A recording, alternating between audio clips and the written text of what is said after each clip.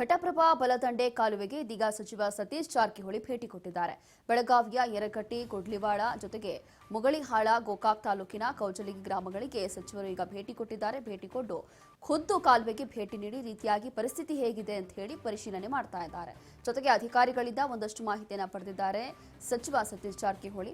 ಕಾಲುವೆ ದುರಸ್ತಿ ಕಾಮಗಾರಿಗಳನ್ನು ವಿಳಂಬ ಮಾಡಬೇಡಿ ಅಂತ ಹೇಳಿ ಒಂದು ರೀತಿಯಾಗಿ ಮನವಿ ಮಾಡಿಕೊಂಡಿದ್ದಾರೆ.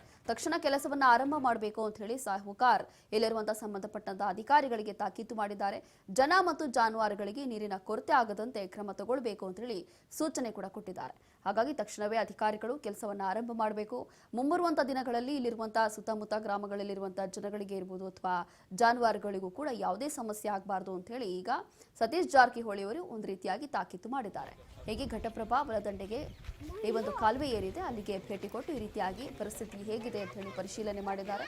ಅದರ ಜೊತೆಗೆ ಏನೆಲ್ಲ ಸಮಸ್ಯೆ ಆಗ್ತಾ ಇದೆ ಅಥವಾ ಹೇಗೆ ಅದನ್ನ ನಿವಾರಿಸಿಕೊಳ್ಬೇಕು ಅಂತ ಹೇಳಿ ತಾಕೀತು ಮಾಡಿದ್ದಾರೆ.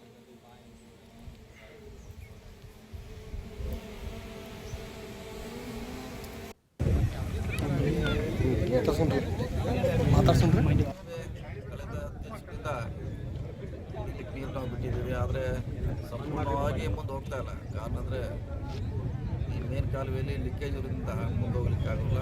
ಅದಕ್ಕೆ ಇನ್ನೂ ಒಂದು 10 ಸೆಕ್ಷನ್ ಮಾಡಿ ಮುಂದಿನ ರೈತರು ಕೊಡುವಂಥ ಪ್ರಯತ್ನ ಮಾಡ್ತೀವಿ.